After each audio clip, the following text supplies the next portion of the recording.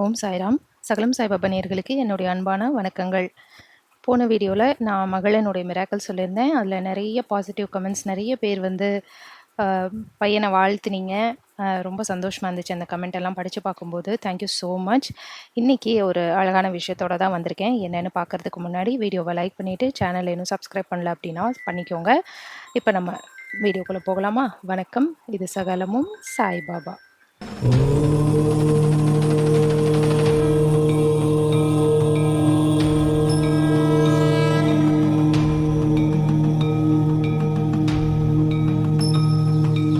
இப்போ வீடியோக்குள்ளே போகிறதுக்கு முன்னாடி இன்றைக்கி சண்டே ஜூலை 5 அண்டு இன்றைக்கி என்னுடைய பிறந்த நாள். அதை சந்தோஷமாக உங்கள்கிட்ட ஷேர் பண்ணிக்கிறேன். என்னோடய பிறந்த நாள் அதுவுமா நான் வந்து ஒரு அழகான விஷயத்த உங்கள் கூட ஷேர் பண்ணிக்கணும் அப்படின்னு நினைக்கிறேன். அது என்ன விஷயம் அப்படின்னு பார்த்தீங்கன்னா, பாபா எல்லாருக்குமே பண்ணுறாரு, ஆனால் எனக்கு மட்டும் ஏன் பண்ண மாட்டேங்கிறாரு? ஏன் என்னால் பாபாவை உணரவே முடியல? நானும் கோயிலுக்கு போகிறேன், பூஜை பண்ணுறேன், என்னென்னமோ பண்ணுறேன், ஆனால் என்ன பண்ணுறது? அவர் வந்து என் மனசில் இருக்க வைக்கணும்னு நீங்கள் சொல்கிறீங்க, மனசில் நிறுத்தி பூஜை பண்ணுன்னு சொல்கிறீங்க. அது எப்படி பண்ணணும், என்ன செய்யணும் அப்படின்னு நிறைய என்கொயரிஸ். ஆக்சுவலாக அவர் நெருங்கிறதுக்கு ஒரே ஒரு வழி தான் இருக்குது. அது என்ன வழி அப்படிங்கிறத நம்ம பார்க்கலாம். ஸ்தவனமஞ்சரி ஆகட்டும், சச்சரிதமாகட்டும், நம்ம படிச்சிருப்போம். பாபா வந்து தீயவர்களே தான் அதிகமாக, அதாவது பாவிகளையே தான் நம்ம பக்கத்துலேயே அவர் வச்சிருப்பாராம். படிச்சிருக்கீங்களா? நல்லது செய்கிறவங்களுக்கு ஒரு முறை ஒரு விஷயத்த சொன்னால் போதும், ஆனால் அதுவே பாவிகளுக்கு எத்தனை சொன்னாலும் புரியாது. ஏன் அப்படின்னா, அவங்க மனசில் அகங்காரம், ஆணவம், போட்டி, பொறாமை இது எல்லாமே இருக்கும். அந்த மாதிரி இருக்கிற இடத்துல கடவுள் வந்து வசிக்கவே மாட்டார். புரியுதுங்களா? நீங்கள் கோயிலுக்கு போகிறதுனால ஒருத்தர் பக்தராக முடியாது. மனசை சுத்தமாக வச்சு கோயிலை மாற்றி கடவுளை அமர்த்தணும் அப்படின்னு சொல்கிறதுக்கான அர்த்தம் என்ன? அதுக்கு பெயர் நம்ம மனசில் இருக்கிற அகங்காரம், கோபம், குரோதம் இது எல்லாத்தையுமே அழித்து நம்ம அந்த வெற்றிடம் கொஞ்சமாவது அந்த மனசில் வந்து ஒரு வெற்றிடம் இருந்தால் தான் அந்த இடத்துல கடவுள் வந்து உட்காருவார். இப்போ கடவுள் என்ன பார்ப்பார் அப்படின்னா, நம்ம மனசை ஒத்து பார்த்துக்கிட்டே இருப்பார். எதுக்காக? நான் வந்து உட்கார ஏதாவது ஒரு சின்ன இடமாவது இவ வச்சிருக்காளா அப்படின்னு பார்த்துக்கிட்டே இருப்பார். யார் ஒருத்தருமே வந்து இப்போ நம்ம பக்கத்தில் உட்காரணும்னா ஒருத்தருக்கு நம்ம இடம் கொடுத்தாதான் அந்த அந்த நபர் வந்து பக்கத்தில் உட்கார முடியும். அது கார் ஆகட்டும், வண்டி ஆகட்டும், வீடாகட்டும், எந்த இடத்துலையுமே நம்மளா பார்த்து கொஞ்சம் ஒதுங்கி ஒரு இடம் ஒதுக்குனாதான் ஒருத்தங்க வந்து உட்கார முடியும். அப்படிங்கிற பட்சத்தில் கடவுள் மாத்திரம் இடம் ஒதுக்காமலே தானாக வந்து எப்படி அமர முடியும்? இதை என்னைக்காவது யாராவது யோசிச்சு பார்த்துருக்கீங்களா? இல்லை. இன்னசென்ஸ் மைண்டில் கடவுள் வந்து ஈஸியாக வந்து உட்காந்துக்குவார். ஏன்னா அவங்களுக்கு சூதுவாது தெரியாது. நீங்கள் எந்த சூதுவாதும் தெரியாமல் எல்லார்கிட்டையும் ஏமாந்துக்கிட்டே இருக்கீங்க அப்படின்னா கவலை இல்லை. நான் ஏமாந்துக்கிட்டே இருக்கேன் அப்படின்னு நீங்கள் அதை வந்து நினச்சி வருத்தப்பட வேண்டிய அவசியமும் இல்லை. ஏன் தெரியுங்களா? ஏன்னா இந்த மாதிரி சூதுவாதி தெரியாதவங்களுக்கு கடவுள் துணையாக எப்பயுமே இருப்பார். அவங்க கடவுளை அழைக்கவே வேண்டியதில்லை. ஏன்னா நமக்கு எதுவும் தெரியாது அப்படிங்கிறதுனாலேயே நம்ம கூட அவர் வந்து பச்சக்குன்னு ஒட்டிக்குவார். இல்லை அப்படின்னா நீங்கள் உங்கள் மனசில் ஒரு துளியுண்டு கோபம், குரோதம், போட்டி, பொறாமைன்னு ஏதாவது இருந்தாலும் அதை நான் விட்டொழிக்கிறேன் அப்படின்னு விட்டொழிச்சிங்க அப்படின்னா அந்த இடத்துல கண்டிப்பாக பாபா வந்து அமருவார். ஏன்னா அவர் உங்கள் மனசில் வந்து அமரணும் அப்படின்னா அதுக்கான ஒரு வெற்றிடத்தை நீங்கள் உருவாக்கி வைக்கணும். வாங்க என் மனசில் வந்து உட்காருங்க பாபா அப்படின்னு சொல்லி நீங்கள் உட்காரணும். ஒரு சின்ன இடம் கொடுத்தா போதும், ஒரு சின்ன கேப் கிடைச்சா கூட போதும், அவர் கண்டிப்பாக உள்ளே வந்து நுழைஞ்சிருவார். ஆனால் நுழைஞ்சதுக்கப்புறம் அவர் என்ன பண்ணுவார் தெரியுமா? வரும்போதே ஒரு துணியோட வராரு அப்படின்னு நீங்கள் நினச்சிக்கோங்க. அந்த துணி என்ன?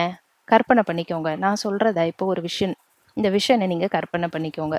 உங்கள் மனசு ஒரு வீடு, அந்த வீட்டுக்குள்ளே பாபாவை நீங்கள் கண்டிப்பாக வாங்க அப்படின்னு சொல்கிறீங்க. ஆனால் பாபா வீட்டுக்குள்ளே வரும்போது எப்படி வராருன்னா, உங்கள் மனசு என்னும் வீடு, அந்த வீட்டுக்குள்ளே வரும்போது எப்படி வராருன்னா கையில் ஒரு துணியோடு வருவார். அந்த வீட்டுக்குள்ளே எத்தனை அழுக்கு இருக்குது அப்படின்னு பார்ப்பாரு. நம்ம மனசு உண்மையாலுமே ஒரு அழுக்கு படிந்த வீடு தான். ஏன்னா மனிதனாக பிறந்த எல்லாருக்குமே கோபம், குரோதம், அகங்காரம், ஆணவம், போட்டி, பொறாமை எல்லாமே இருக்கும். இது எல்லாமே கடவுளை சேர்வதற்கு தடையாக இருக்கும் ரொம்ப ரொம்ப தவறான ஒரு பழக்கம் அப்படின்னு தான் பாபா சொல்கிறாரு. நீங்கள் கடவுளை அடையணும்னா இதை ஒழிச்சே ஆகணும்.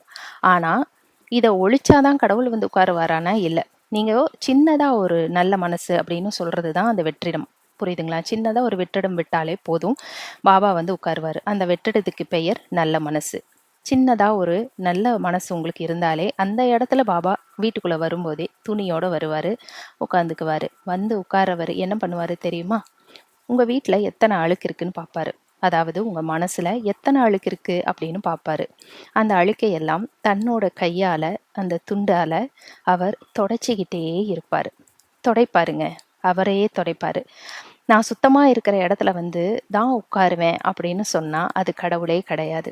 கடவுள் அழுக்கு படிந்த மனதிலும் அழுக்கு படிந்த வீட்டிலுமே வந்து உட்காருவார். ஆனால் வந்ததும் முதல் வேலையாக அவர் என்ன செய்வார் தெரியுமா? அந்த அழுக்கு படிந்த மனதை தூய்மைப்படுத்துவது தான் அந்த பாபாவின் முதல் வேலையாக இருக்கும். அப்படி அந்த முதல் வேலையாக எடுத்துக்கொண்டு தான் அவர் கையில் அந்த துண்டோட வருவார். என்னென்ன அழுக்கு எங்கெங்கே படிஞ்சிருக்கு அப்படின்னு நம்ம மனசை படித்து பார்ப்பாரு. இந்த துணியால் அவர் அழிச்சும் பார்ப்பாரு. அப்படி அழிக்க தான் அவர் நமக்கு நிறைய போதனைகளை போதிக்கிறாரு. எப்படி நானாவுக்கு அவர் வந்து அஞ்ஞானம் பற்றி எல்லாம் அவர் வந்து அறிவுரை கூறுறாரோ, போதிக்கிறாரோ, அதே போல் அவர் நம்மளுக்கும் சத்சரிதம் படி, ஸ்தவனமஞ்சரி படி, அன்னதானம் பண்ணு, நல்லதை பண்ணு, பூஜை பண்ணு, மந்திரம் சொல்லு, இதையெல்லாம் பண்ணு, சேவை செய்ய, எல்லாருக்கும் உதவி செய்ய அப்படின்னு பல விஷயங்களை அவர் போதிக்கிறாரு. சத்சரிதம் மூலயமா போதிப்பார். எத்தனையோ விஷயங்களை எத்தனையோ வரிகள் மூலயமா அவர் நமக்கு போதிப்பார்.